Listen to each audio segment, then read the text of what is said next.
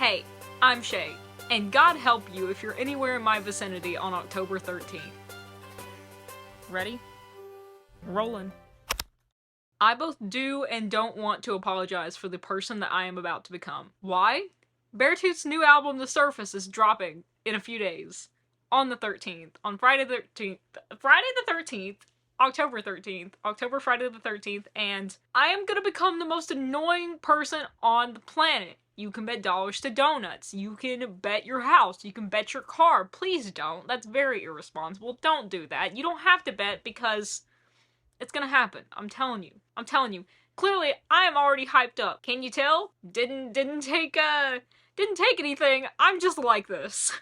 Oh god, this is not starting off well. I am just so nervous and so excited and so hyped for this album to come out. Beartooth is my favorite band. If you're new here, I just want to introduce you to that fact. If you're not new here, then you know that. If you're part of Beartooth, you know that. I mean, hell, honestly, whenever they announce their new tour, I'm gonna buy tickets as fast as possible, and they probably already know that. It's just a guarantee. If they're coming anywhere in Nashville, near Nashville, I'm gonna be there. I will go to Switzerland if I have to. I'm not missing this tour. Don't make me go to Switzerland, please. They've already released a good amount of songs from this album, so I'm very curious to see what the rest of them are gonna be like, because every single other song that they have released from this record so far has been an absolute freaking banger, which I'm not surprised. And mentally, I am both prepared and not prepared.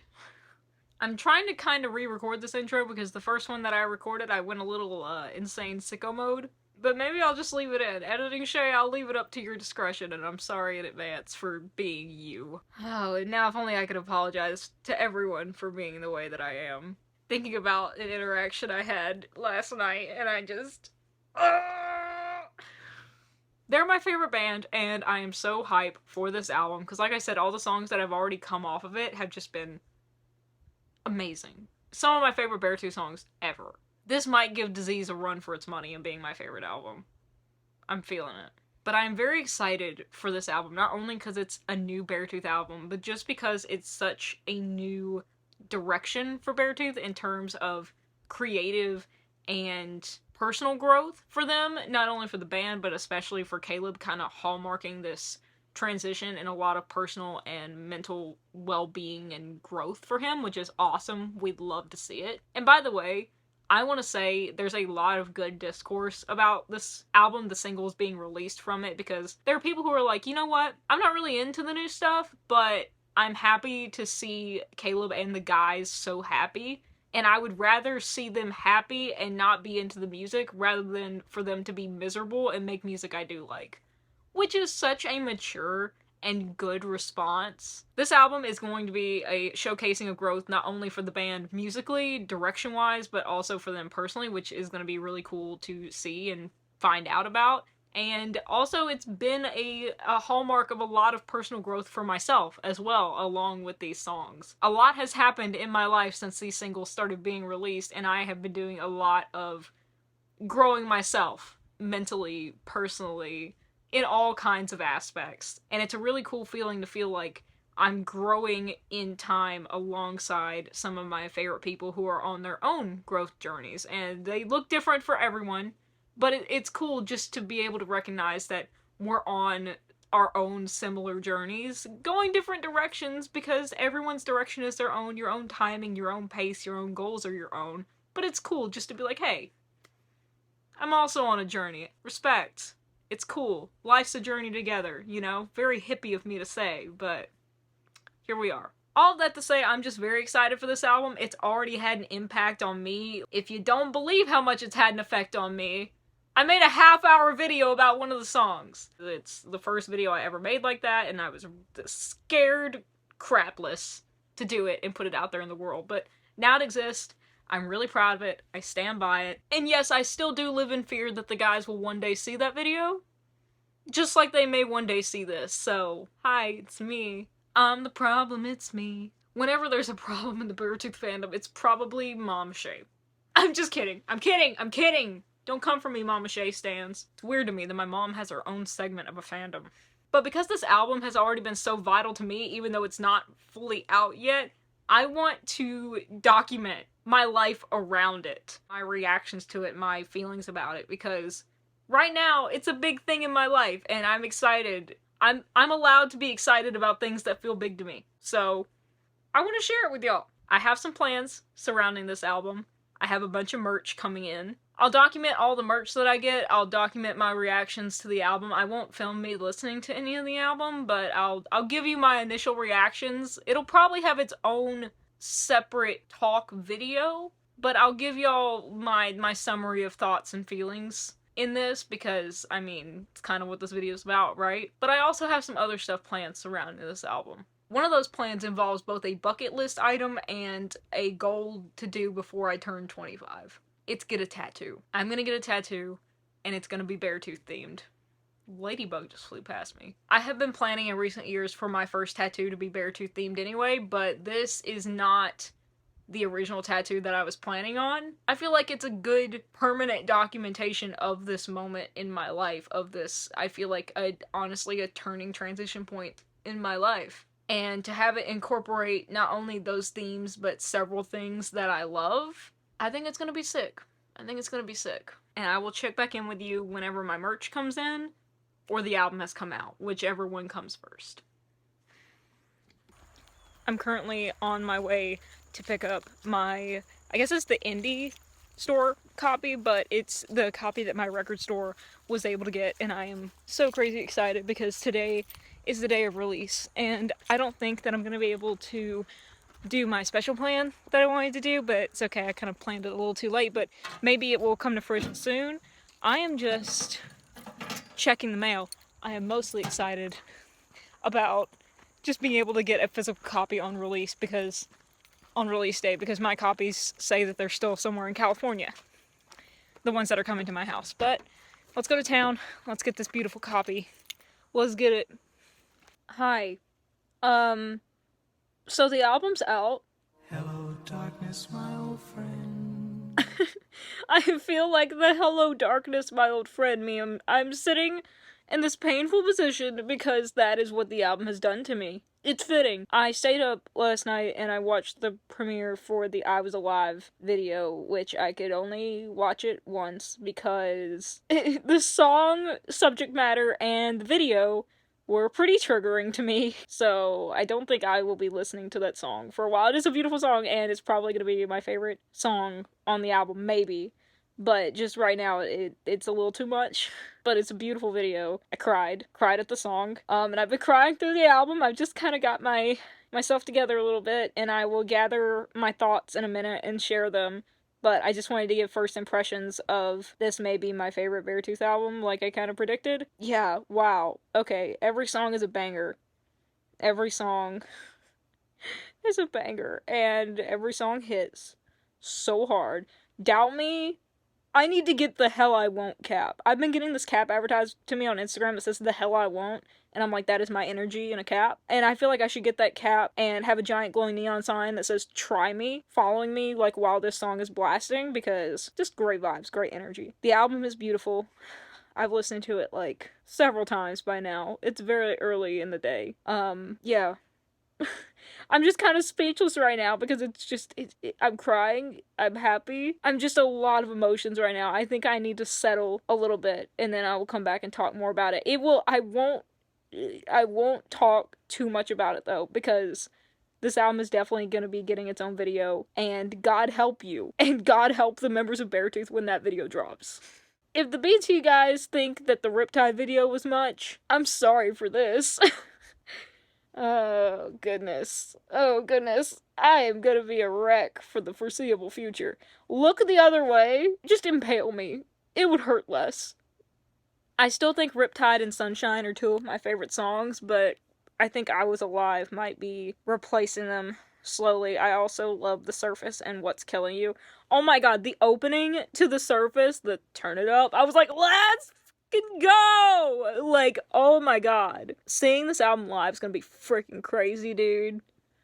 It's gonna be freaking wild, bro. I'm gonna need to get a lot more cardio in to get my heart and my physicality prepared for how much I'm going to lose my mind. Y'all thought I was losing my mind over You Never Know at the last time I saw them? Let's go! It's gonna be like this for every single song the next time, because it's just, oh wow. Okay, yeah, I need to gather my thoughts. And we'll talk later. I think I need to lay on the floor for a little bit. And listen to it again. 3 more times.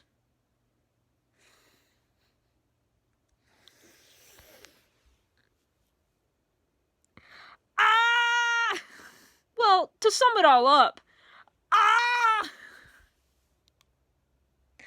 I love... And my phone ran out of storage as I was doing that, but... I love that I can scream in my own house, because this album has got me screaming. It's got me screaming.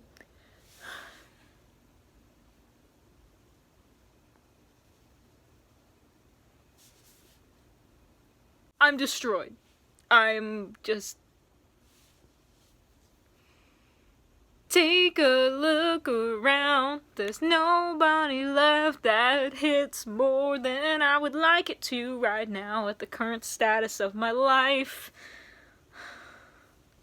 Not gonna do that. That is not doing favors for my forehead, baby girl. Okay, yeah, I'm gonna go listen to the album several more times. Try to decompress. My hair looks dang good, though. What's up? What's up? Who is she? Who is she? Who is she? She's in pain. She's pain incarnate. That's who she is. She's a little elder emo, full of pain and other emotions. There's a lot of good emotions, too. I don't just mean that this album is straight up pain. It's not. Like, I love this album, and it's giving me a lot of good feelings, a lot of good, like, go get 'em and make the most out of life vibes. But it's also just hitting. Hitting in good ways. All across the board, hitting in good ways, but just hitting in so many different directions that it's just like, whoa, whoa! It's the Denny's Grand Slam of my heart, is what this album is doing so far. And I just need to think about it for a while. I'll return. Shay will return in Avengers 2. Ugh. I need to ponder this for a while. Yeah. Ponder.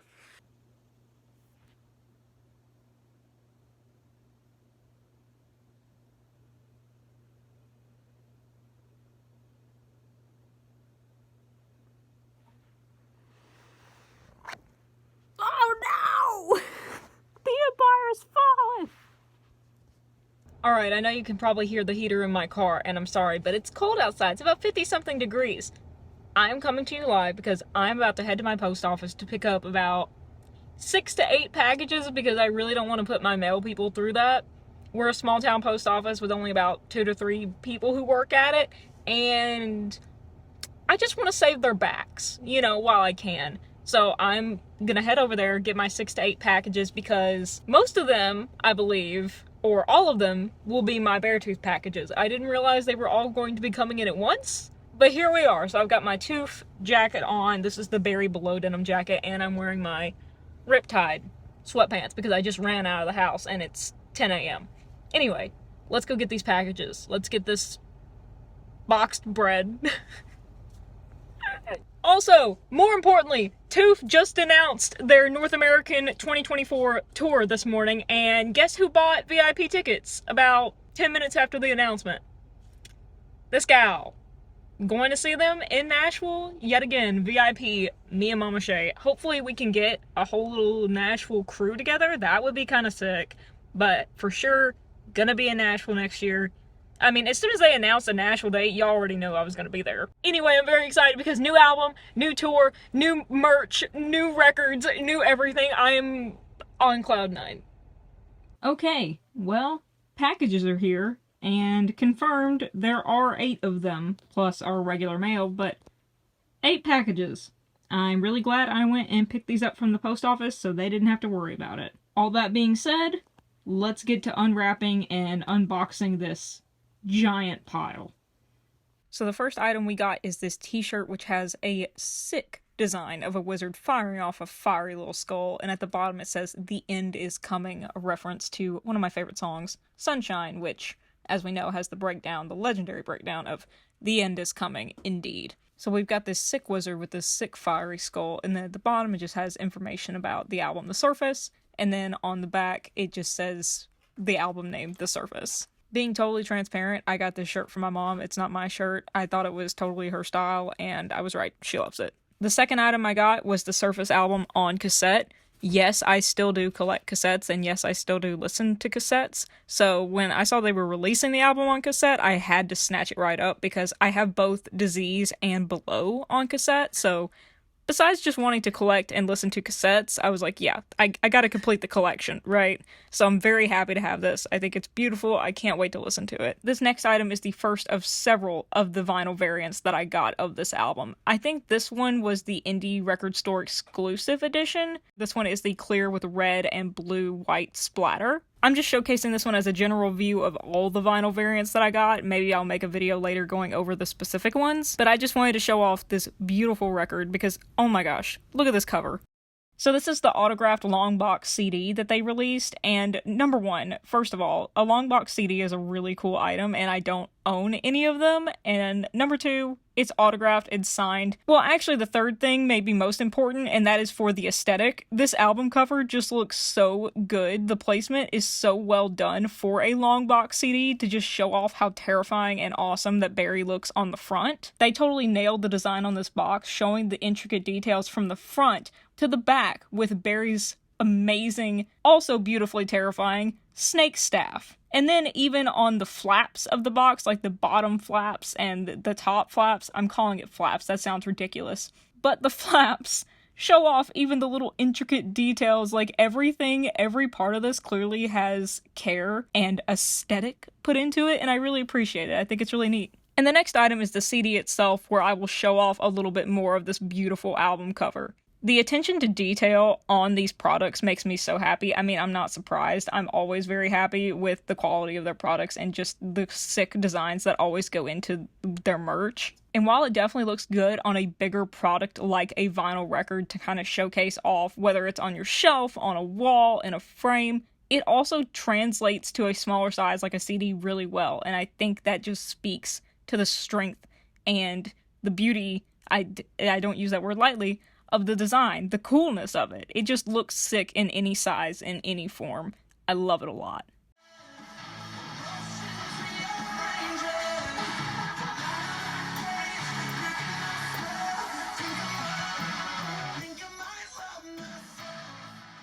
Hi.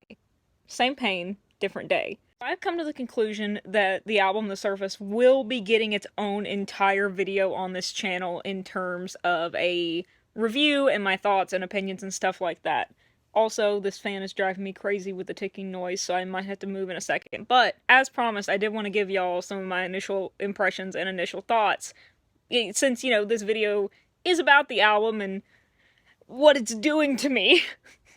That almost sounded evil. I didn't mean it like that. But, I mean, if you watch this video and I don't talk about the album at all, it's kind of like, that's odd, right? But I really do think it's gonna need its own video for me to not compress and consolidate my thoughts and make them into a manageable form. Also, I don't know how long this video is gonna be, but it's probably gonna be long already, so I don't need a 2-hour review of the album in this video as well. I mean, I could, but I could also just make it its own 2-hour separate video. And you're like, Shay, 2 hours, that seems like a lot. Yeah, one song, Riptide, was 30 minutes. This album has 11 songs. It has 11 songs, right? Yes, it has 11 songs. So let's sit up and talk about Shay's initial thoughts now that I've had time to think. And also cry privately.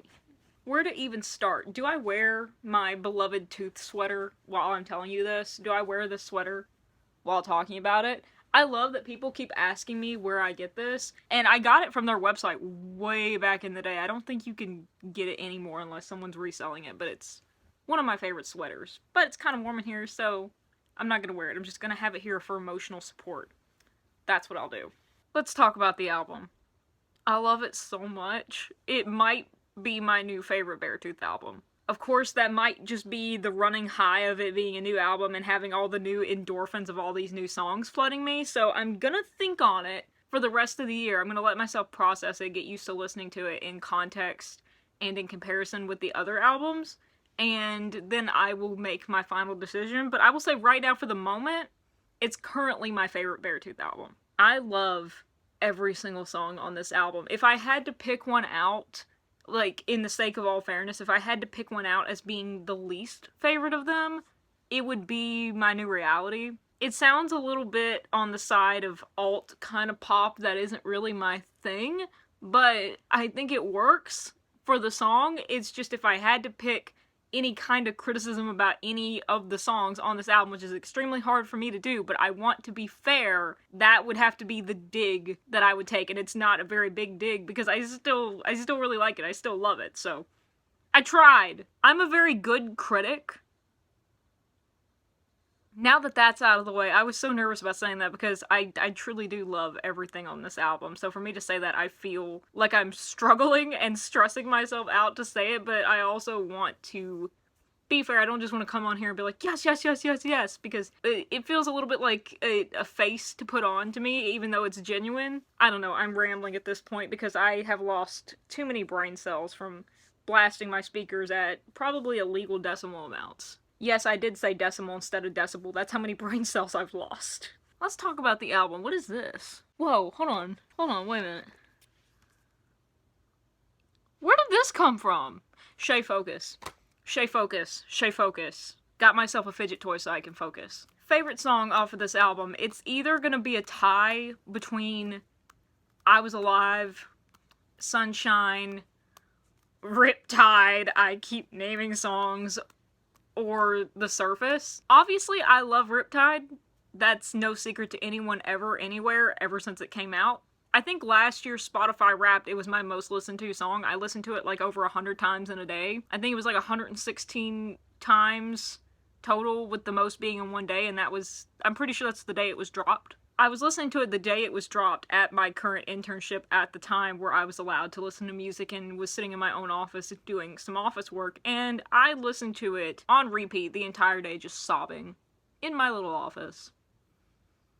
Good memories. As for my other favorite songs on this album, I would say Riptide is still close to being my #1 favorite, but right now it's I Was Alive. I Was Alive just hits really hard for many personal reasons, especially lately. I've had a lot of personal losses and personal grief to deal with, especially these past few months.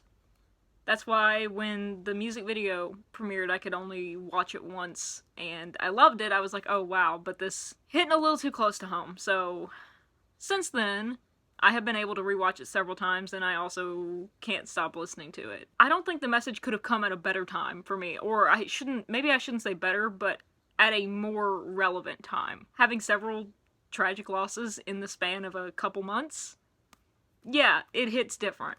It hits different. It's had a very deep effect on me, which I'll go more into in the full video whenever I make that, but it's made a permanent mark on me. Focus. Can you focus while I'm talking? Can you focus? Clearly I can't. I did this to try and help me focus, and here we are. Other favorite songs on the album. Sunshine. I freaking love Sunshine. I love Sunshine since it was dropped. I love Sunshine for so many freaking reasons. Number one, I am a sunshine girl. I photosynthesize. Every single time I go out in the sun, my boyfriend calls me a flower. Not because it's cute and endearing, but because every time I go out in the sunshine, I do this. At least several times while I'm out there, continuing through the time that I am out in the sun. Why? I like the sun. Judge me. When the song Sunshine dropped, when I first heard it, and it starts out with that little, I'm like actually losing my voice, I was like, okay, different. And then the acoustic part hit. It's just so many different pieces put together in a way that just vibes so well. And don't even get me started on the echo chamber bit, where it's just Caleb like in the ISO chamber, in the echo chamber, and it's just his vocal. Not even just as an audio person, just as a music lover, that is, oh my god. I was done for. The moment I heard that part of the song, I was like, oh, I'm done for. I fucking love this. But more on that will be in its own video, so be warned. I really love Doubt Me too. Doubt Me kind of grew on me. I wasn't sure about it when I first heard it. I really liked it, but part of me was also like, And I don't really know what I was about. I think, I don't even know. But by the second or third time that I listened to it, I was fully into it, and it's become one of my favorite songs on the album. It's such a great hype up song, just such a let me in the pit, let me crush some guys kind of song. It doesn't even have to be a real pit, just the pit of life, you know? I know I'm not going in any order of the songs because my mind is just a puddle of moshing, metal, rock and roll mess after listening to this song, and I mean it in the best way. This album is a brain melter. I know a lot of people were very iffy about songs on this album. I've seen people talk about that they wish the band hadn't released so many singles before the album came out, and that's fair. I get why people feel that way, because they don't feel like they're as surprised when the rest of the album comes out. To me, personally, I am glad that I was able to get so many chances to get hyped up for this album, because the more and more songs that we got, the more excited I was to hear the rest of them, but that's just me. I see why people feel differently. I was not prepared for the intro song to this album. Maybe that's the first thing I should have talked about. The intro song to this album may be possibly my favorite intro song on any album that I've ever heard. From the very beginning, when Caleb said, "Turn it up," I was like, okay, alright, let's go! Let's go! Like, I was already in it. I went from curious to let's go. I was ready to start bodying some people in a pit. In a way, it almost feels like a playful callback to Disease, where Greatness or Death starts out really low and it kind of tricks you to coming in and turning up the volume so that when Greatness or Death kicks in, you're like, whoa! And it's like, alright, rock and roll, we're in it. But this, it's its own thing, and it's very straightforward about turn it up, like, let's get after it. You can tell I'm being possessed by the spirit of Beartooth by how many F-bombs that I'm dropping. Anyway, The Surface. Wow. The intro song. Turn it up to the chorus. I want to talk about the chorus of The Surface for a minute, because like I Was Alive, it kind of hit a little too close to home for me. When it says, take a look around, there's no body left, I'm like, yeah, mm-hmm. Yep, that's all too real. That's all too real for me right now. Don't like that. But I did. I loved the song. Every single track hit me personally. I know I said about I Was Alive it couldn't have come at a more relevant time in my life. I feel like this whole album couldn't have come at a more relevant time in my life. Because I, like a lot of people, am on my own journey of healing a lot of past traumas, dealing with a lot of issues, and trying to find my way out of them. Not trying to find a way to cure myself, because a lot of it isn't going to be cured. It's just something that you have to live with, but it's something that is worth fighting, and you can fight it, and you can get a lot better in a lot of different areas, and it's worth fighting to do that. And so I'm on my own journey to do that, and be the best me that I can be, and Beartooth has always been a big part of that. I think y'all know that. A lot of you, if you listen to Beartooth, you probably feel the same way. Beartooth knows that. I'm sure they hear that all the time. If I haven't said it, Beartooth changed my life. If that wasn't clear by now, while a lot of their stuff has changed my life in various ways, just me going to their first show on October 5th, 2018, drastically, in a good way, changed my life forever.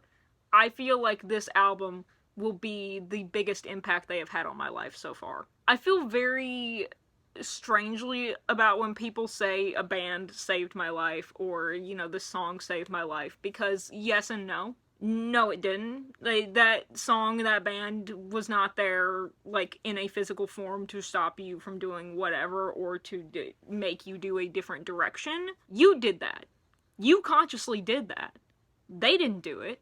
You did it. You. I feel like people aren't giving themselves enough credit, but I also know that's not what people literally mean. But still, people don't give themselves enough credit for making those conscious choices. Or even it may be unconscious, but people don't give themselves enough credit for that, I feel like. But I get the sentiment, and I feel like the sentiment is generally a good one. Because what they mean is it just, you know, the music or the artist took them in a different direction than what they had been doing, and it had a great impact on their life. So I'm very cautious with saying Beartooth saved my life, or their songs saved my life. And that's why I say they changed my life. Because while they were the catalyst and gave me a lot of different perspectives that I hadn't considered, it was me that learned all all of that. It was me that took a lot of that to heart and did the thought work, that did the introspection, and started making those choices for myself. So I like to think of Beartooth as the informational billboards that kind of guided me towards those paths that maybe I didn't know existed and I decided to take for myself. They helped me know that those options, those ways even existed, but I'm the one who decided to take the steering wheel and start going that way. I hope that makes sense. I'll probably talk about it again later, but I wanted to mention that. Because I see a lot of people saying all the time, like, they saved my life, they did this and that. I think of them as being the examples that I didn't even know existed. Whereas, like, a lot of people talk about songs that they hear, like, oh yeah, I've always felt that thing, this emotion, whatever it is, but I've never been able to put it in words until this artist did that. They helped me verbalize a lot of feelings that I didn't know how to verbalize before. They helped me feel seen with a lot of emotions that I didn't know it wasn't just me, especially more complex, different introspective systems of self-spiraling and imposter syndrome and self-doubt and cyclical depression and things like that. They helped me find verbiage for it. They helped me feel seen, validated, heard, and they're just an overall example of, hey, you can fight this, and you can succeed. And they can give all the examples in the world, they can give all the advice in the world, all the songs, all the beautiful lyrics, and personal anecdotes and stories, all they want. But it's up to me to take in that information and do the self-introspection, to self-analyze,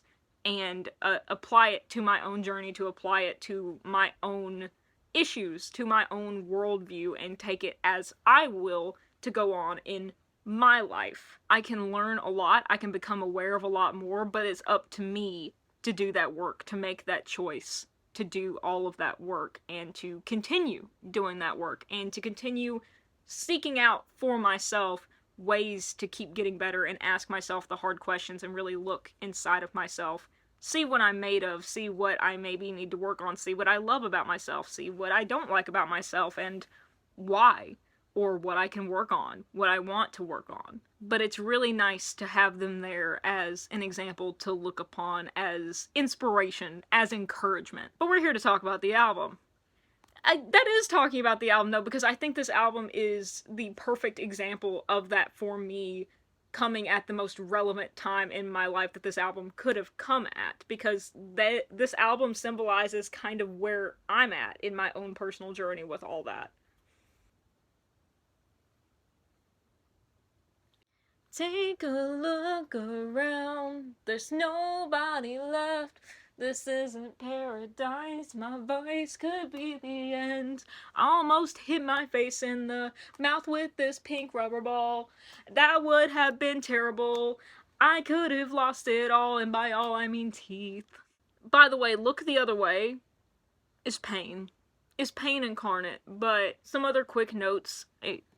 Might Love Myself can be hard for me to listen to sometimes, but whenever I listen to it, it automatically puts me in a better mood. And I think a year ago it probably wouldn't have done that. It would have made me feel not worse about myself, but it would have been a reminder of that's how far I have to go, is that I can't really relate to this. And it's a compliment to myself that I have been able to do the work to get to this point personally in my life where, yeah, I still have bad moments, I still have bad times, we're always gonna have that. Life isn't always rainbows and kittens, but I've gotten to a point personally in my life where, more often than not, this song I can really relate to, and it can put me in a better mood. I'm still thinking about I Was Alive. It's so funny talking about I Was Alive, because I thought with everything that's happened recently with the losses and stuff, and I still, whenever I'm about to listen to this song, I feel like sometimes it's gonna be hard for me to listen to because of everything that's happened. Like, it's still gonna be really kind of raw, but it really isn't. It was for the first few days, which is understandable, but since then, hasn't been raw at all. It's been healing, kind of. Not kind of, it's been really healing. The themes of time running out and memento mori, if you will, have been very prevalent in my life since I was 12. I've pretty much lost at least one member of my family every year since 2012. Sometimes two. Now you're starting to see why the line, "there's nobody left," kind of hits hard, huh? I won't get too much into it because I don't want to bring this video down to a bummer. I just bring it up to talk about how interesting it is that I Was Alive is more healing than it is kind of raw, like I thought it might be. And I think a lot of that is because for the longest time, obviously that kind of life event after life event for so many years warps a young person's sense of the world, and I have felt for a long time that I probably wouldn't live to age 25. And whereas kind of dreading or like fearing the passage of time, I've kind of come to the point in my life where it's like more just, no, embrace it while you can. May not be here for a long time, but I'm here for a good time, is the general overall sentiment. And I feel like like I've been saying, because I'm at that point in my life, I feel like this song is able to hit really well for me and encourage that sort of sentiment and feeling and just amplify it by 100. And I'm just ready to accept it. I'm ready to do the work and just embrace it and live it. I know I'm not talking much from a musical standpoint here, but like I said, that's going to be the whole other video. Trust me, there's going to be more than enough in that video. Caleb, Ashi, Zach, Connor, Dealey, I am so sorry in advance, but you know me by now. You knew that it was coming. Like when you announced your North American 2024 tour, you knew I was coming. What has my life become? If only 2017 Chey knew where 2023 Chey would be, I don't think she would quite believe it. 2012 Chey really would not believe it. This year has been probably the hardest year of my life. Extremely hard. With all the tragedy surrounding me. And it's really interesting how internally it's also been one of the best years in my life for growth. And I owe a lot of thanks to Beartooth for that. For helping give me the encouragement that I was able to take and do the work in myself and make those changes and keep progressing in myself. I honestly don't know where I would be in my life if I had never gone to that show or never looked at Caleb's tweet that he made about disease. Because I don't know if y'all know this. The whole reason that I got into Beartooth was because of a series that I was doing on my old channel, which I don't post on anymore. It's just kind of sitting dormant. I was doing a music roundup about news kind of thing. And I had saw in a newsletter email being like, oh, did Caleb tease his new Beartooth album? And I wasn't really a fan of Beartooth. I mean, I was, but I was like a casual listener. I had listened to some of their stuff. The last time I think I listened to their stuff was the Aggressive album. And so I knew who they were and I had listened to them, but I wouldn't call myself like a fan. I was just like, yeah, like I've heard their stuff. I like their stuff. And so I went to go check out the tweet from Caleb just to cover it in the video, and it is actually covered in the video. It's funny to look back at it now and be like, wow, that has led to a lot. But I went and looked at the tweet, and then I waited for the disease video to come out, and when I watched that video, I decided to get tickets for their tour, and then I went and met them and saw them live, even though I had a broken foot. And my life was changed forever because I decided to look at that tweet and just and follow my dopamine, if you will. If I had never went and looked at that tweet, if I had never watched the video or bought tickets for that tour, I don't know if I would be here in every sense of the word. And I know that kind of seems to go back against me being particular about not saying this band saved my life, but what I mean is that I probably wouldn't have had the same encouragement or inspiration or tools or introspection that I do now that I have used to save/change my own life if I hadn't found them or their community or their songs. But I'm still here, and I'm your problem. I'm not even really your problem. You can turn this video off. I'm their problem, honestly. And I'm sorry. They're probably watching this video like, Time Machine 2018, stop her from getting tickets. Maybe that's why I was almost late to the show. They went back in time to try to stop me. I almost didn't make it to that 2018 show because my Uber got stuck in traffic and it made me 10 minutes late for VIP. And the only reason I got in was because the security guard saw me hobbling up the sidewalk in a panic with my big boot on my broken foot. He was like, it's okay. Come in. I got you. It's okay. Let me see your ticket. You got it? Okay, go on. Good. You're good. So, props out to the very tall security guard who I never got his name at the Fillmore Silver Spring. You a lifesaver. So they probably went back in time to try and stop me, but didn't work. We got very off track, didn't we? Okay. Shay, focus. I got this to focus. I need another toy to focus. Stop that. I got a rock. In terms of my last thoughts on the album, I love every single song. Every single song brings me a lot of joy and serotonin, and I am currently getting my synesthesia thoughts together, my image-based synesthesia thoughts together for the next big video on this, which I hope to put up not long after this one, because I kind of want to work while I'm fresh, if you will, while the songs are still fresh and making their first impressions on me. At least for the most part. There are some songs that, because they've been out for so long, they're no longer like fresh impressions, but you get the gist. The song What's Killing You could be my ADHD anthem. I don't know if I've mentioned that yet. Definitely an ADHD anthem. When I first listened to What's Killing You, I just went, I came out to have a good time, and I am being absolutely assaulted right now. And then Look the Other Way came on, and it was like getting hit by a bus. It made What's Killing You look like a love tap. And I kind of make light of it, but like on a serious note, they are both beautifully relatable in a painful way songs that, you know, continue helping, it seems like a lot of people, to feel seen and heard and validated, which is lovely, including me. I meant including me and being able to relate, not the lovely part, but I'm good with words. Here's a fun little tidbit. So the first time I played the album for my mom, the first time Momma Chey heard it, I just played her 10 seconds of Look the Other Way. I didn't even really get started into the song. She heard 10 seconds, and she looked up at me at like the 10-second mark, and she went, pause it. And so I paused it, and it's before he even started singing, she looks at me and she goes, I think that's the best song he's ever written. And I was like, you haven't even heard it yet. She was like, don't have to, I just know. It's gonna be one of the best songs he's ever written. I can tell. It's gonna be one of my favorite songs he's ever written. And I was like, okay.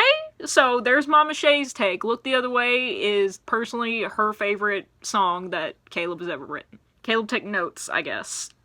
It's even more pertinent when you know that Momma Chey is the person that told Caleb, had me tell Caleb that she loves his drums and she can always tell a Beartooth album because it sounds like he's beating someone's f***ing head off when he plays the drums. So the fact that an acoustic song like that is, to her, her favorite thing he's ever written, when she made the comment about his drums sound like he's beating someone's fucking head off, says a lot. And I have to agree that I love that song very, very much. But I love every song on this album very, very much, if you haven't gotten that yet. I actually thought about getting To The Limit tattooed on my knuckles because of the opener song.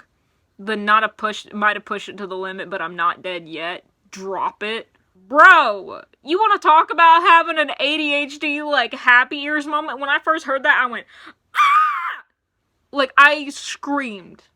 Just might have pushed it to the limit, but I'm not dead yet. Drop it. I just went, ah! And every time I still hear it, I get so hype, it's not funny. I am literally a problem. I have a problem, and my problem is me. Hi, I'm the problem, it's me. There's just so much detail and so much life in this album.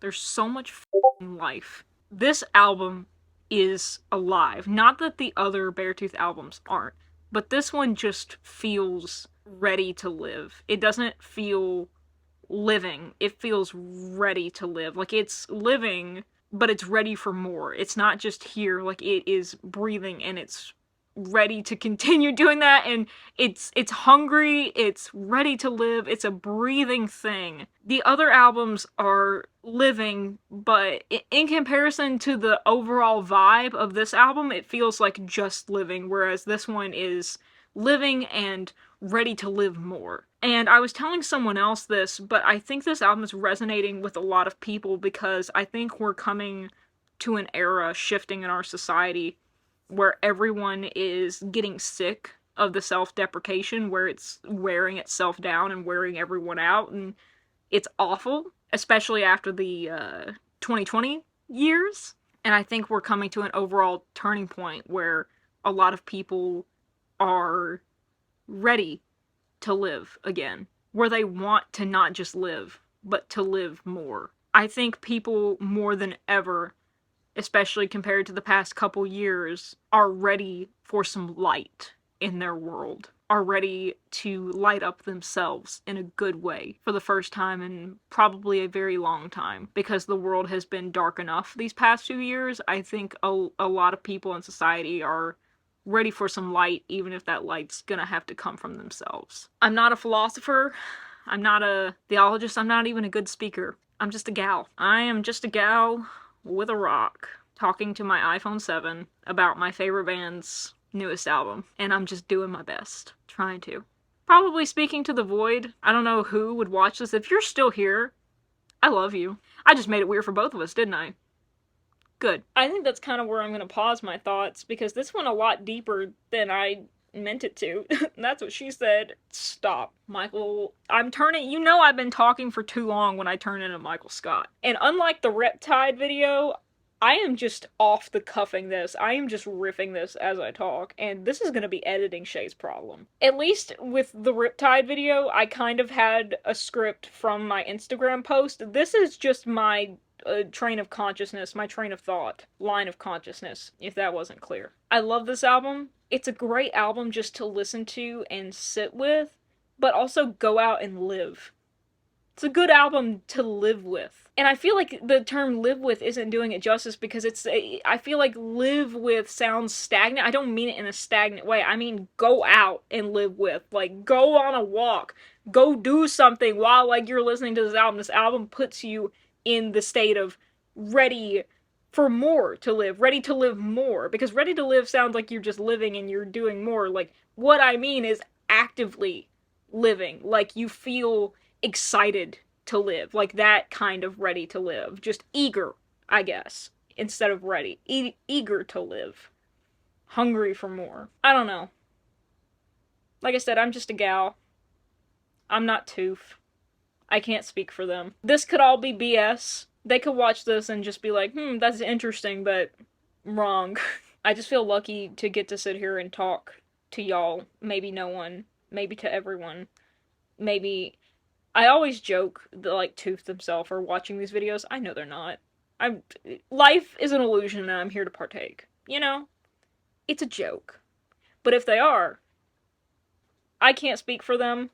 I'm not them. Maybe one day somehow, if any of them see this ranting ramble, they can let you know. And it's the same thing with the Riptide video. I had a lot of lovely feedback on that video. Thank you so much, by the way, for the absolute love on that video. It was so nerve-wracking to put out, but I'm so glad I did, because it's the most fun I've ever had making a video, probably until now, or until the Surface video comes out. And I've had a lot of people reach out to me and tell me that I help them see the song in a different light. I help them understand the song to new depths, and they hear it in such a deeper and more intricate way now, and honestly, that's the best compliment I can receive. Because I don't know if I'm right about any of my introspections on how the mix works in that song. I'm just telling you what I hear and what I think. Kind of like the rambles here, if they ever watch that video, they can let me know, they can let you know. I'm just saying stuff. Welcome to Press Play Shay. I'm just saying stuff. And we've gone way past the original intention of this segment. Like I said, it's going on for too long. If you're still here, thank you. I love you. We're gonna talk soon. I'm gonna get on with my day, still listening to this album, and I will check in with you a little bit later today for the future plans, because I do have some more plans for this video. It's not quite over yet. Some plans I am very excited about, because remember what I said, this album has made a permanent mark on me. That's a hint. That's foreshadowing.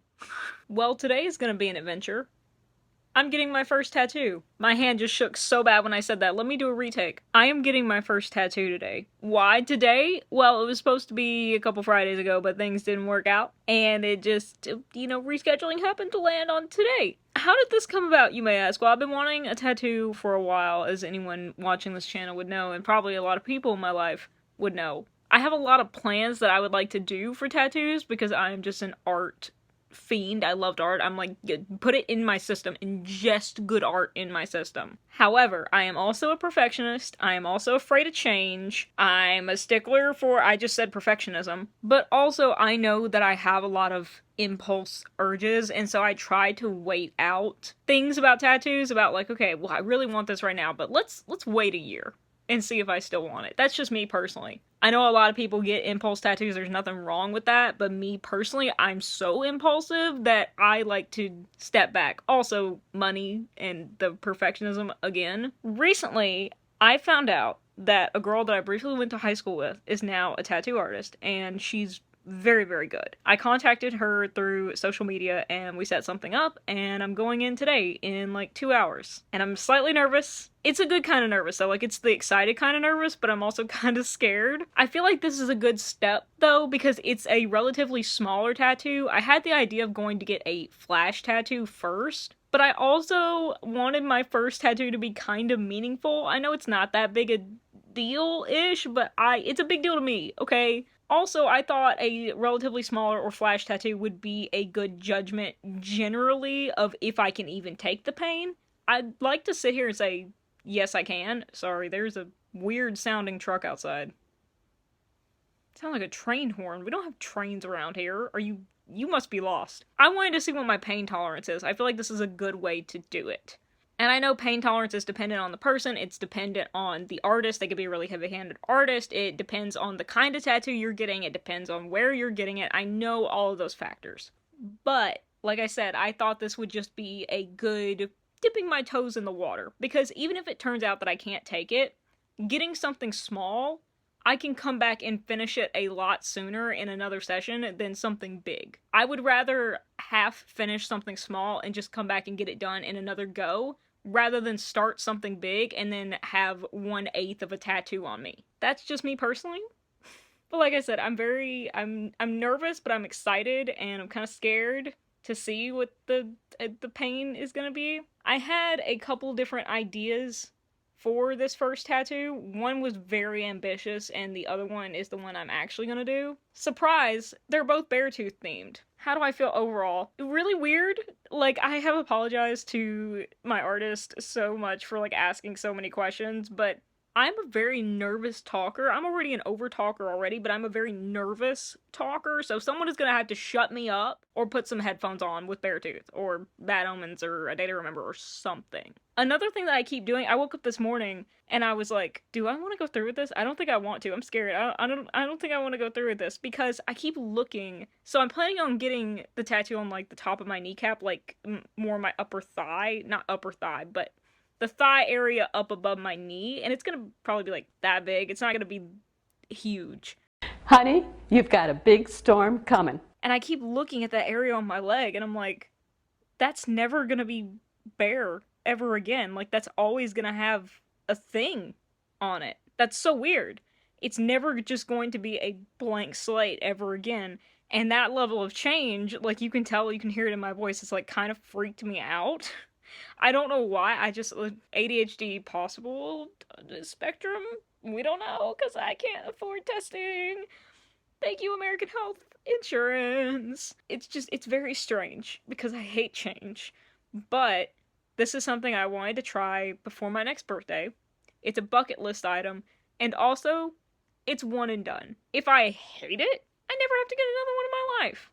But I want to do it more than I'm afraid of it, or I should say I want to try it, I think, more than I'm afraid of it. Because the way I think of it is, like, yes, it kind of freaks me out that, like, something will be on my body forever and, like, it will never be, you know, a blank slate like that ever again. It's intimidating and weird and kind of freaks me out, but, like, more than that, I think, and I've told people this, I think if I got to the end of my life and I never even got to try, or I never tried to even get one, I'd be like, dang, I wish I would have tried to get one. So at least I can just try it with this, have something meaningful, have the experience of doing it, and seeing if I want to do it in the future. And if I don't, fine. Whatever, you know? Because why not? Why not? Let's talk about the possible ideas I had for tattoos. As I said, I wanted something meaningful, and originally for a while my plan was to get lyrics tattooed on my wrist. Hear me out. I know probably a lot of tattoo people are like, your wrist?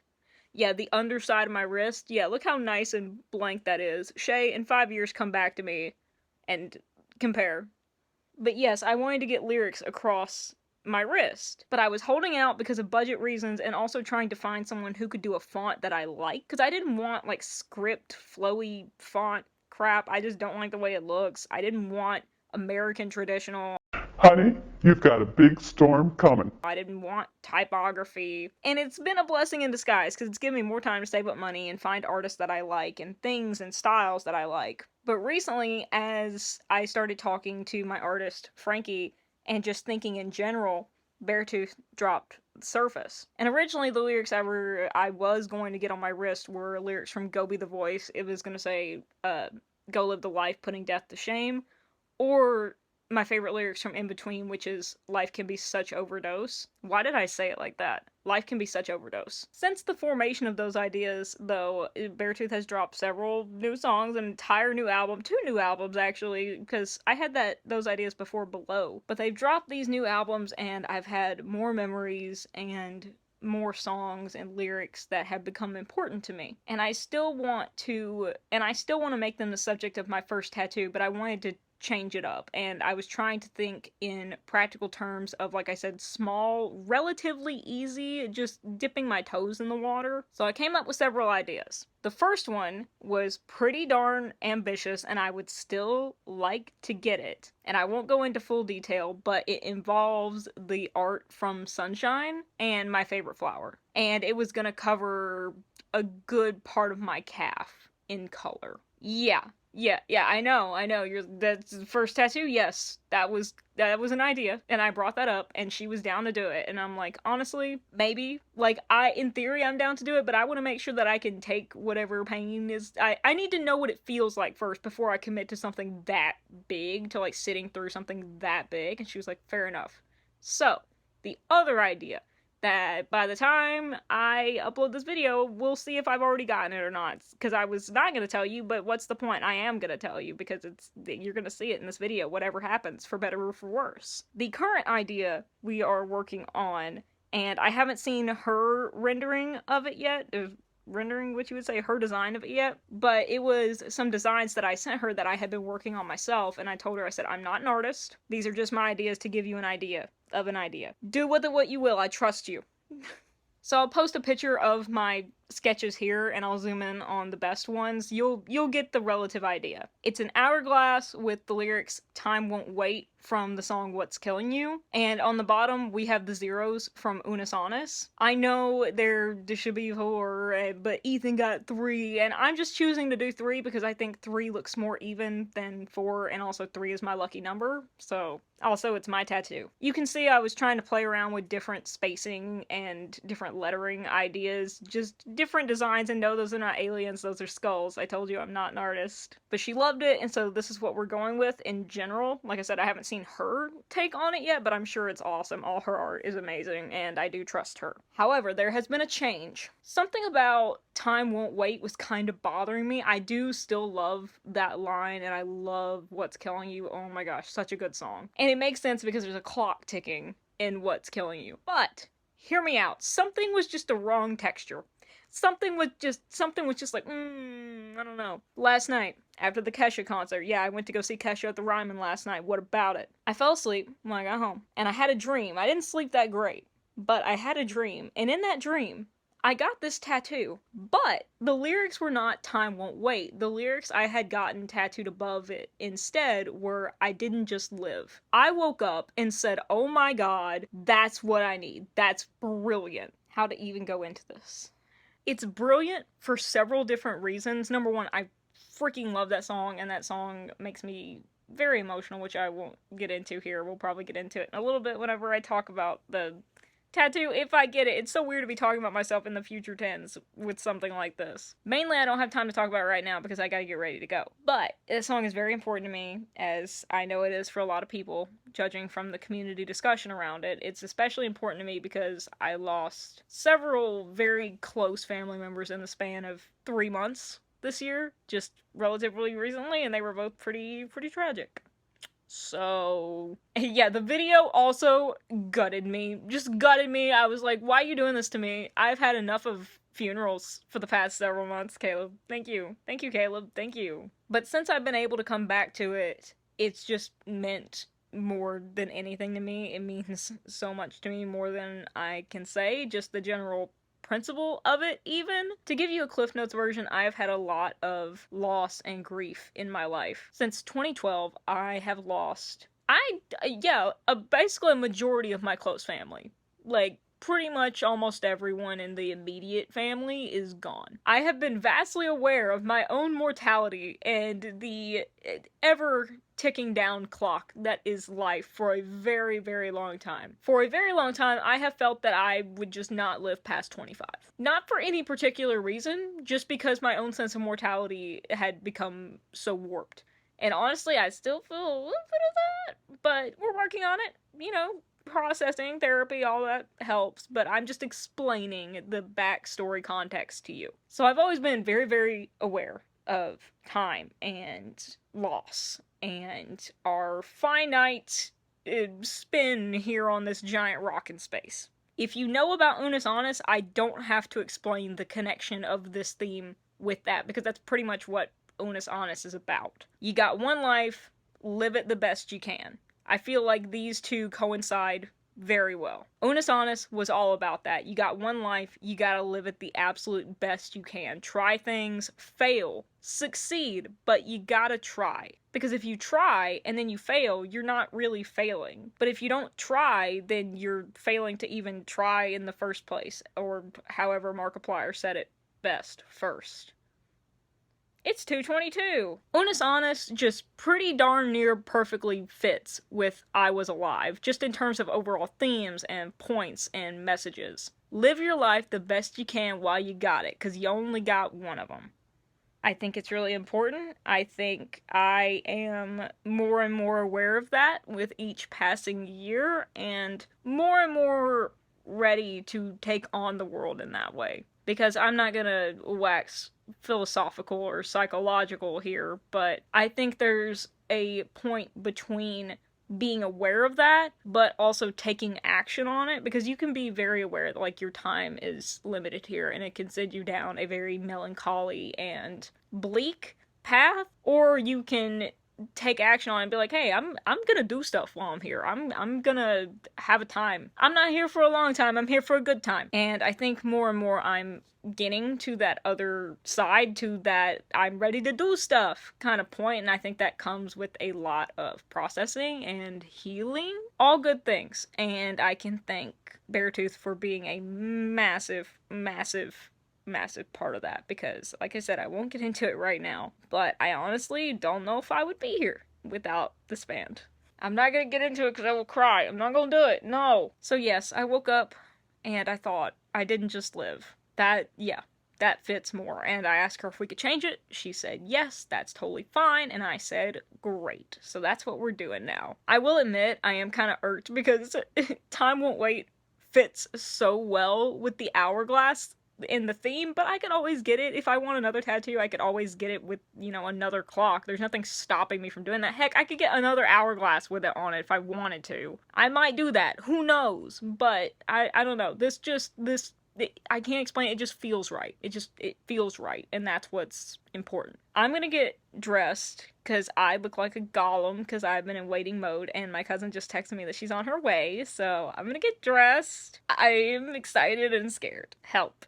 It's so weird to look at my legs like this and just think, this is the last time, possibly, so far as we are planning, that it will be just a blank slate. Like, the next time that you see this, it'll have art on it. It'll have a thing. Forever. Isn't that weird? Isn't that weird? I think that's weird. Like, it's so blank. So blank. Just a blank canvas, as they like to say on Ink Master, which is the extent of my tattoo knowledge, so that's not great, but I don't know, I just feel, like, weirdly nostalgic to document this. I don't know how to explain it, but whenever I see people that have a lot of tattoos, they're like, man, I don't have, like, a lot of pictures of, like, the inside of my elbow before I got tattooed, and they're like, I don't remember what it looks like. Well, this is me remembering what this looks like. Not that it totally matters, but like I said, change is very hard for me. Change is very difficult because of disruption in routines, and you can hear my voice getting mildly upset. But I'm fine. It's fine. We're good. because I'm documenting this and it's fine and we're gonna have a great time. I don't sound like I am, but I promise I am. It's a good kind of nervous. Goodbye, blank thigh. You have served me well. I mean, you're still gonna serve me well, but you're just gonna you're gonna have art. You're gonna have art. I want to add as a note about the good kind of excited, whenever I was in ATA and I went to leadership camp, they had the Grand Master there while we were doing our training and forums one time in the morning. Of course, I was super intimidated and kind of scared, being like, this is the friggin' Grand Master of Taekwondo. 11-year-old me, I'm gonna screw up and I'm gonna look like an idiot. I have been totally fine. I have been just driving them kicks home, just tearing down the training dummies. I was crushing it. Then he came over to me personally and I just started flubbing everything. He took me aside, and honestly, if there's one conversation I'll remember for the rest of my life, it's this one. He took me aside and he was like, hey, I saw you were doing great until I came over here. Are you okay? And I was like, yeah, like I'm really nervous and I'm sorry for being nervous. Like I know I shouldn't be. I know it's just training. And he said, no, like it's okay.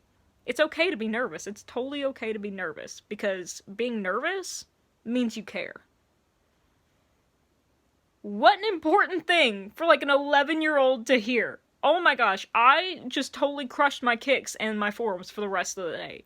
And I think about that statement a lot whenever I'm nervous about something and I'm like, oh, calm down, like I shouldn't be nervous. And I think about that conversation almost like weekly. I wouldn't say daily, but like weekly or monthly probably. So impactful, 5 seconds of his time, impactful for the rest of my life.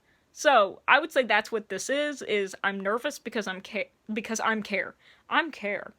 No, I'm just excited. But I'm nervous, because it is changing, and I don't like change. The things I do for these Beartooth boys, I tell you what, the things I do for these tooth boys, wild.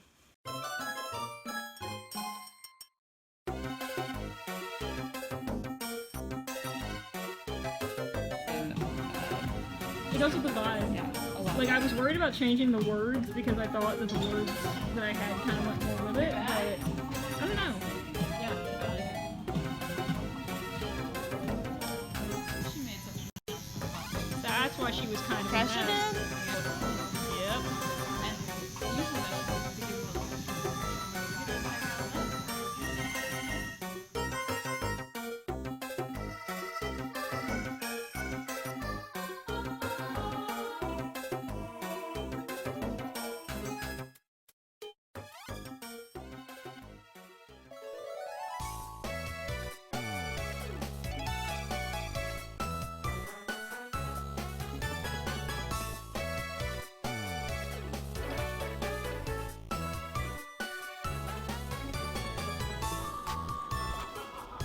Me too, Nasty. Me too, Nasty.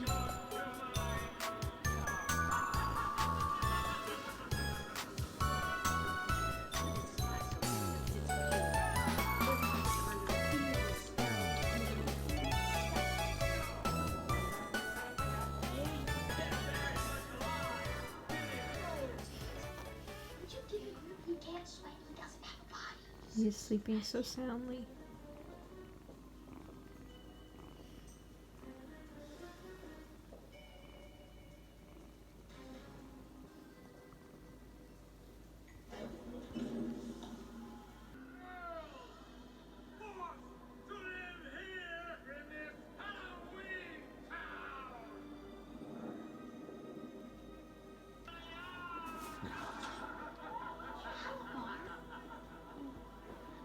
his little tongue.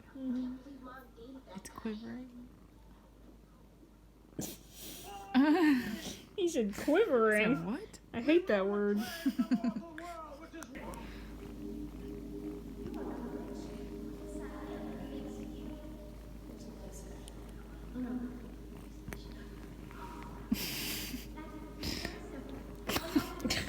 Back to biting. Back to biting. It's okay. It's okay. Oh, I'm sorry. There we go. Turd. Go. Do you want a bottle? Did he drink this?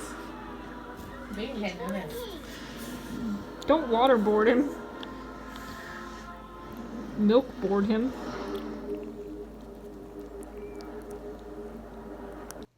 Hello, how we doing? It is the next day, and as you probably saw from the B-roll, I have a tattoo now. I have a tattoo. I did it. It's so weird, and I don't know what to do about it, as in, I keep looking at my skin, and I'm like, that's there forever. Like, it will never be that blank slate again. And it's not a problem, it's just, it's interesting. It's very interesting, and I love it. I am so surprised how much I love it. Not that I didn't think I was gonna love Frankie's work, because that's why I DM'd Frankie in the first place. But just because the whole thing about change being hard for me and stuff like that. But no, I love it. Like, I'm so excited to have this on my body, which is very, very interesting turn of events in the Chey emotional sphere here. I'm also wearing my shirt from the Kesha concert that I was at 2 days ago. It was a big week for me. It's a big week for me, yeah. Also just got a text message. Go away. So I'm not going to show you what my tattoo looks like right now. I'll show you when I wash it up before bed, because I just put some Aquaphor on it right now, and it looks slimy. You know, you want to see it crisp and clean. You want to see it crisp and clean. So I'll input the photo right here that we took right after I got it done. But it's looking great. It didn't really swell up, and they didn't wrap it afterwards because I didn't bleed at all. And I woke up this morning, it was still like a little bit red, but it didn't swell up at all. Like, it wasn't swollen like at all this morning. Just a little bit red, but that's from, you know, where I've been tossing and turning in my sleep. It's not sore anymore. I have no soreness. It's not itching yet. I know, give it time, but so far so good. So far so good. And yesterday the swelling wasn't that bad. Like I said, I didn't even bleed, so got lucky on that end. As for the pain that I was thinking about, I was very, very curious as to what it would be like. And it wasn't bad. It wasn't pleasant, but it wasn't god-awful. Bless Frankie's heart. And Frankie, if you somehow ever come across this video, you did an amazing job. I know I said that to you like a dozen times. I'll say it a dozen more, and I will be back for more tattoos in the future. Spoiler alert. But the first thing she did was try a little line on me, just so I could see how it actually feels instead of like a dot, like just like a little, you know, so I could get like a feeling of what it's kind of gonna be like. And I was like, oh, okay, ow, but it's not horrible. Like, it sucks, but it's kind of like a suck you can deal with. Wow, get that on a t-shirt immediately. She described it, I don't remember if she told me right before she did it or we were talking about it while she was doing the tattoo, but she described it as like she thinks it feels like being scratched by a cat. And I think that's a very, very apt description in my case. It feels like constantly being scratched by a cat. Just constantly. But it's in different places, and in my case, it didn't last too long in one place. Like, it was able to be stop and go, and I think for some reason, I don't know why, but like I kind of just became numb to it. Like, once I knew what I was expecting, it became a lot easier. I knew what was coming, I could deal with it in the moment, and I was like, okay, this is gonna keep happening. Alright. I think a lot of that perseverance and acceptance, if you will, has come from me getting stabbed so many times when I've gotten my blood drawn. I think I probably maybe wouldn't have been able to do this, or I would have had to take a few breaks if I had never gotten my blood drawn. I think that dealing with all of that definitely prepared me for something like this, being able to just be like, well, this sucks, but it's fine. I've gotten really used to just not suffering through pain, because it wasn't so bad that I would say this was suffering. I wasn't suffering. It was just unpleasant. That's the level of pain I would rate this, as just very unpleasant, and I liked that I was constantly distracted by conversation. I didn't have to take breaks, though. I didn't squirm. Frankie said I sat really well, so yay me. Good job, Chey. And she didn't have any trouble, so yay. And I didn't have to take breaks. I didn't even bleed, so I count this as an ultimate win for my first tattoo and for it being as big as it turned out to be. I didn't realize it was gonna be this big. As I said earlier in the video, I was planning on it being like that big. Yeah, it's twice that size. It's literally like twice that size. I'm looking at it right now. But I'm not mad about it. I'm not mad about it. And the other thing is that I didn't see the design until I got to the studio. Literally till I walked in the studio and she was there printing off the stencil. stencil, till she was printing off the stencil when I walked in the shop. Why, you ask? Why didn't I ask? Well, I felt like I had been asking her so many questions. I was like, I'm being a lot already. I don't want to feel like I'm pushing, like more on her. I've seen her work. I trust her. I just trust the process. It's gonna be fine. It's gonna be great. I keep getting notifications on my iPad. Who is that? What do you want? Hold on.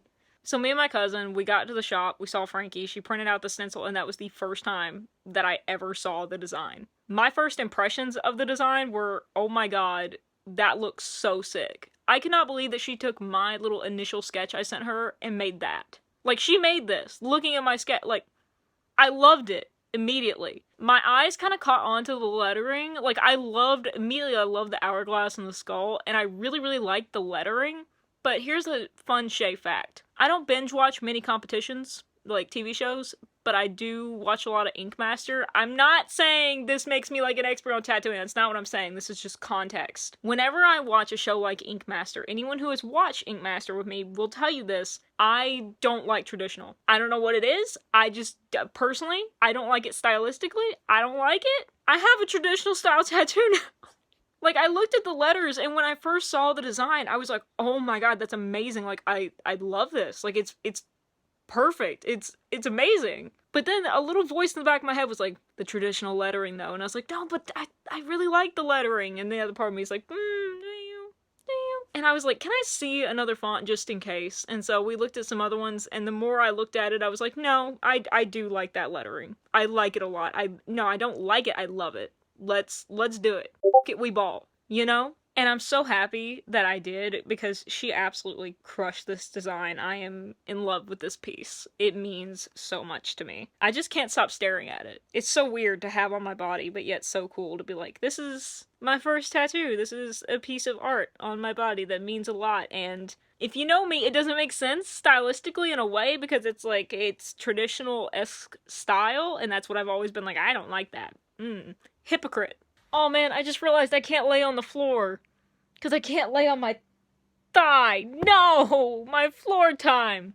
Okay, well, I'm gonna sit and talk to you like this. How about that? This is floor time. See, I don't want to show you a close-up because it's kind of slimy right now. Or, it's a thin coat of Aquaphor, but the lighting's not good. The lighting's not natural. Okay, no, that was not gonna do wonders for my back, so we're back here. Okay, so let's make a very somewhat quick explanation of the thought process behind this tattoo. I'm trying to remember what I've already told you, so Chey, if I've already talked about this, just cut this out, please, and thank you! And I'm sorry for making you cringe at that voice.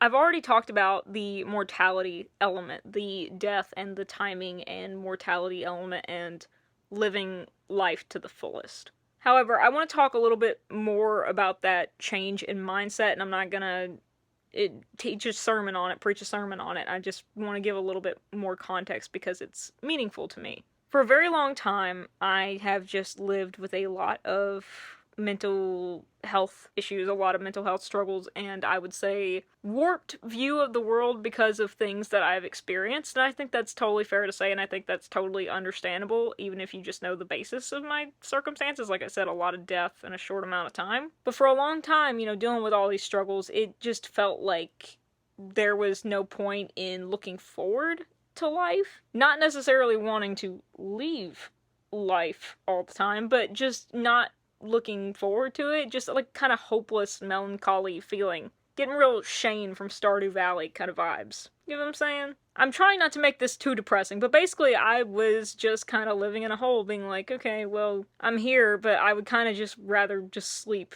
Like, I just don't want to be a part of the world. I just want to go in a hole and sleep. Because existing is hard. Very hard. And it just really got to the point where I was dreading the future at the moments that I felt there was gonna be a future. It's just a vicious cycle of self-hatred and self-doubt and pessimism, about the world and its circumstances, and it all just tornadoes and spirals around. Things happen that play into it and then make it worse, like, oh yes, well, here we go again. Why did I get my hopes up? Like, of course something like this is gonna happen. In the word of Dean Winchester, I'm so used to crap going sideways, I don't know what I'd do if something went right. Kind of thing. That's like my entire life. And to put it quite frankly, I feel like it's just been destroying me. Mentally, physically, emotionally, any other kind of It's not been good. Two things that have helped me immensely in helping to shift my view on the world and helping me heal and grow and do a lot of self-introspection, a lot of self-growth and understanding and healing. Beartooth, Unis Honest. Mostly for reasons that I've already said surrounding the whole death and mortality kind of thing. The point being that, yeah, we may not have a long time. We never know. We could have 2 more seconds. We don't know. But while we're here, let's try and do something with it. But to get to that state, as I think I said before, there's a point between realizing that and then feeling able to take action on it and actually start doing things. Like, yes, I can sit here and realize all day that, like, my life is my own, and I want to do things to make my life the best it can be, to do the utmost that I want to be able to do, and to dream big, and have fun, and, you know, not take life too seriously, but just try and be the best version of me that I want to be, and do all I can do, and be all I can be. I was gonna go outside, but there's so many wasps flying around on the front porch. There's like 4. We're gonna sit right here on my floor. But it's a completely different animal to try and take action on that, especially when you have spent decades bogged down in the kind of cyclical thinking and mannerisms and thought patterns that I have been.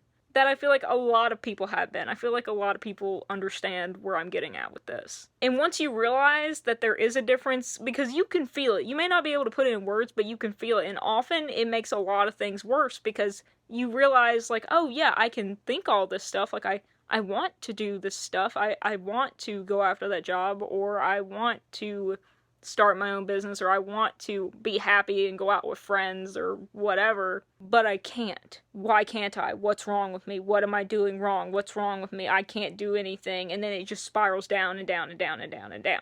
Trust me, I've been there. Visited, got the t-shirt, moved in. Been there. Where Beartooth especially has helped with that is helping me to step over into the taking action portion of that. How so?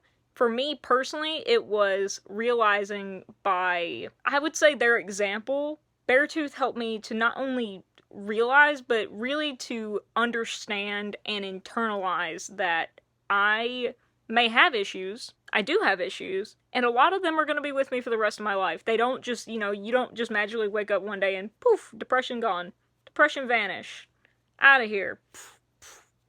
No, anxiety, get out of here. ADHD, cured. No, that's mostly it's not gonna happen. You're gonna have stuff you're gonna have to deal with. Everything's not gonna be sunshine and rainbows. There are gonna be pretty bad days. There are gonna be absolutely awful days. But the thing is that that's okay. That's life.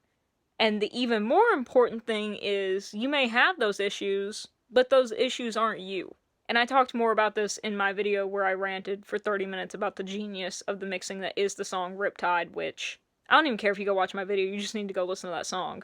I want to get a tattoo of Riptide too, but I'm not quite sure what I would do. Maybe I'll talk to Frankie about that. And I bring up Riptide because I think it was one of the most recent songs. There are a bunch of them, especially now that the whole album is dropped, but I think it was one of the most recent songs that helped me to internalize that, I am not my issues. I don't have to be defined by my issues. My issues are not me. And I say issues, but, I mean struggles. Mental health struggles. I have them, but that's not the whole picture of me, and I should stop letting it be. I should stop letting it write the book of my life, writing the pages of my story, because they've had the pen long enough. Go. And something scary that goes along with that is having to step aside from those struggles and be like, okay, well, if I'm not those things, who am I? Especially if you're like me and you've lived with these things for so long that you don't know who you were before them, that there wasn't a time where you were without these things, at least not in your working memory.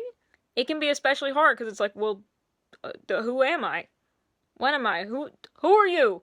In a way, it's exciting because it's like you can create yourself, it's your life, but it's very, very daunting and scary at first, because even though those issues are like a really big struggle and they're really hard, it can also just be easier in a way and comfortable because it's what's known. It's what you know. It's almost like a, not a compulsion, but like a habit. Maybe not even habit. It's a pattern. And human brains, they love patterns. Cognitive distortions. It's a pattern. If only our brains didn't love bad patterns, right? Yay. So not only do you have to take steps towards taking action to say, like, I'm gonna take charge of my own life, and part of stepping away from the issues and, like, who am I? But then there's also the daunting task of trying to figure out who you are and what do you want? What do you want to do with life? And here's where I will try not to get super emotional. So if you happen to be a member of Beartooth, watch at your own discretion. I'm warning you ahead of time. This could get emotional. I'm also going to take my hair down because this ponytail's bothering the heck out of me. While this newfound freedom, in a way, has been extremely daunting and scary, and I don't always succeed at it, and that's kind of the point, is that you won't always will, because you're gonna have bad days and bad times, and that's okay. What matters is you keep trying. You keep fighting it. You keep trying. While I've been trying to tackle this, and it has been very, very scary and daunting, I would say Beartooth has given me immense courage and inspiration to be able to do it. Especially the courage part. Okay, I was explaining this to my boyfriend the other day, and now I was emotional then. I'm gonna try to Sharpay, keep it in. Whatever she does. I've been pretty outcasted most of my life. I've always been the weird kid. Look at my shark blanket and tell me you don't believe me. Bird! My hand is starting to shake from holding up this camera. Good God, okay, let's hurry this up. I wasn't necessarily bullied in school. I can say I'm lucky on that end. I mean, I was a little bit. I wasn't, tortured bullied. Like, I wasn't shoved into lockers or anything like that. It was more of an emotional bullying. Like, I had friends, but I didn't really have friends. No one talked to me or hung out with me outside of school. Like, rarely. Especially the later we got into middle school and then high school. I was always the kid into the weirder stuff, the typical emo outcast kind of kid. But not only that, I was, according to others, too loud and too much. And I've lived with that my entire life. My entire life I've been told in varying degrees that I am just too loud and too much as a person. Just generally too much. And that's not great for a person's psyche, especially a kid's. Even as a kid, way, way before my ADHD diagnosis, and that has helped given me some closure and understanding of this, but this was way before that, growing up. I was very, very, very passionate about just the things that I liked, the things that I adored, the things I was interested in. I had a lot of energy. And I wanted to share that energy. I wanted to share the things that I loved. I wanted to share that happiness with people that I felt regarding whatever it was. It could be the new book I was reading. It could be the joke that I just thought of or heard my classmates say, and I wanted to tell it to my friends or whoever. I had a lot of energy and I had a lot of passion. But consistently, I was always just eventually told, you're too much, tone it down. And it would kill my joy. I was never the kid that got in trouble for talking too loud in class or yelling. That's not what I'm talking about when I say, like, I was too loud. But around friends or just around people, acquaintances, just groups of people, I was considered loud. And I think by loud, they mostly meant that I just talked too much and too enthusiastically. The key phrase here is too much as a person. So what did that do to me? I'm sure you can imagine. I pretty much became like an introvert in an extrovert soul, which is soul crushing. So for a lot of my life, I have toned myself back, or I have not shown any of that kind of excitement or happiness after a certain point in my life, because I've only seen it ever get me in a kind of trouble with people. I've mainly reaped negative consequences in comparison to positive ones. People don't want to hang out with me anymore. People think I'm weird. People laugh at me. My friends give me side eyes. I can tell that my friends, or people who I thought were my friends, are embarrassed to be around me. People just don't want to associate with me. So I learned to basically shut up, say 2 words, or mostly just become a listener. I had to pack all of me away in a little box just so I could be tolerated. Because that was the bare minimum for me, is that I wanted friends and I wanted to be tolerated. I would say since late elementary school, I have never been able to fully be who I was in a space.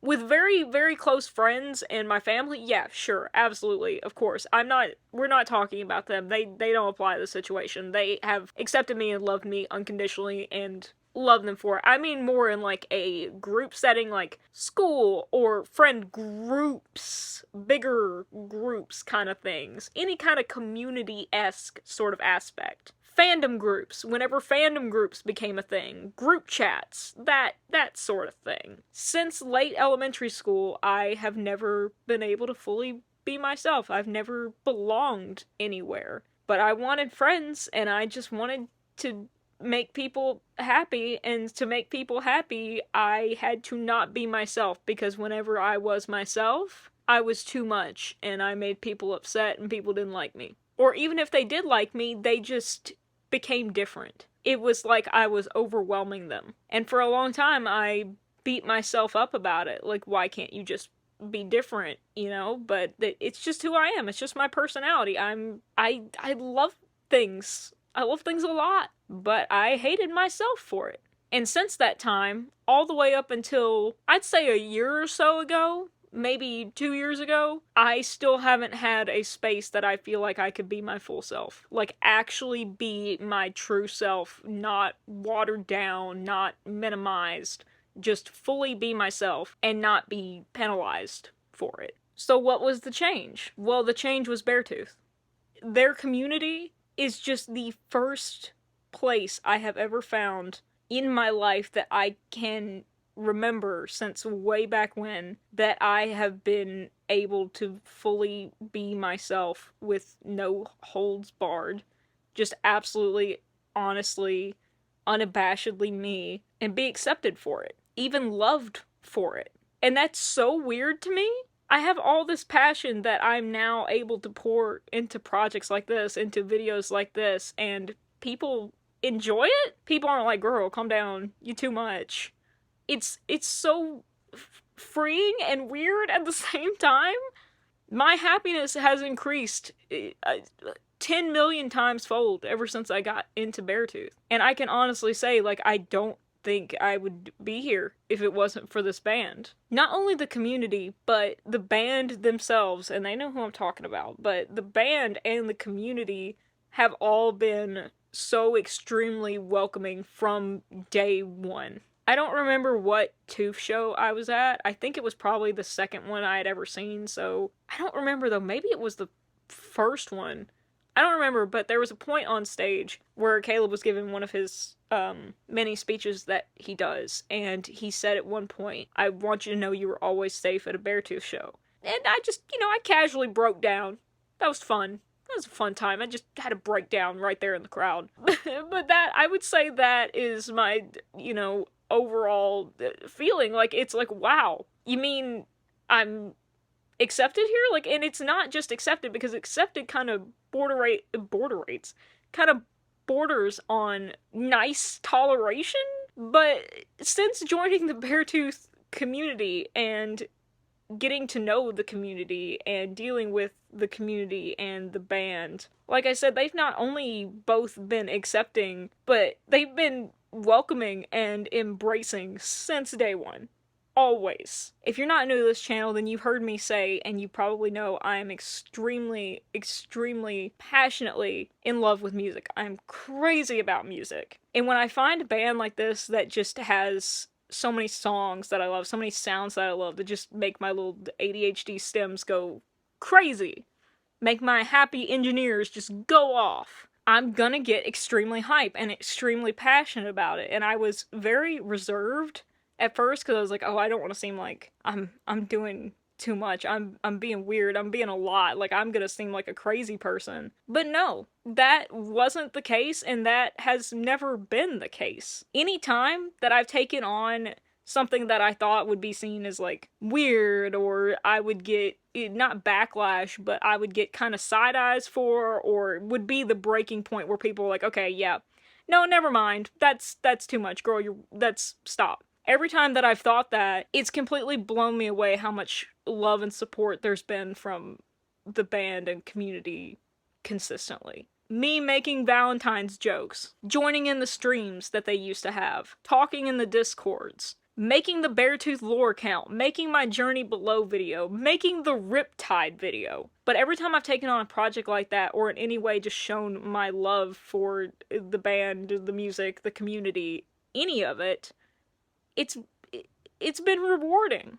And I don't mean in any kind of actual, like, getting rewards kind of sense. Like, I mean more of emotionally, like, mentally rewarding, because people have just been so loving and accepting of just me being genuinely me. I haven't been penalized for it. If anything, I've been encouraged to do even more. Everyone just always encourages me whenever I have an idea or an opinion about something. They just always encourage me, no matter what it may be. And for, like, the first time in my life, I'm not afraid to be me.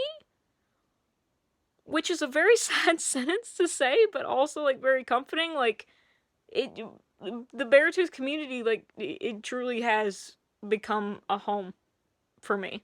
So when people are like, why do you love this band so much, besides, you know, like, clearly they had an emotional, like, mental impact on you. And, like, yeah, they changed my life in 1,000 different ways, you know, in the way I think about things and how I see the world, and this kind of life change, lifestyle change, and perspective on life that I was telling you. But this plays into it because I didn't know who I was, because who I thought I was, or who I tried to be, had always been rejected, and I'd been in some way punished for it by the people that I just wanted to show love to, the people that I just wanted to be accepted by. And this band, yes, I'm talking about the actual band, and the community, the huge, amazing community, are the first place that I've found that I can have that space to be me again, that I've always known that I am, or I've felt that I am, even when I've been afraid to be that person or to try to be. They've really encouraged me to just not only be me, but be me as loud as physically possible. And it's kind of funny, because I want to say, like, guys, band, community, be careful what you wish for, a lot more stuff coming your way. But every time I've said something like that, they've just been like, okay, bring it on, let's see it, let's go, we're excited for it, which is, I'm beyond grateful for it. I can't go into it because I'm gonna start crying, but they've just become a home for me, and for the first time in my life, I'm able to be myself, and at least who I want to be. And I said I was gonna keep this short, and it's been 20 minutes, but it's important, okay? It's important to me, they're important to me. It's just the first time in my life I'm able to be myself, and be loved for it, not just accepted, but be loved and encouraged to be as much as I can be. And it takes that kind of love and support, even from the most unexpected places, to be able to make that change for yourself in life, I think. And that them and their community have been that big support and change, along with my family and very close friends. So, yeah. This rant is dedicated to the people in my life who have wondered why I am so, like, dedicated and intense about Beartooth and everything surrounding them. So trust me when my butt hurts now, sitting in the same position for 47 minutes.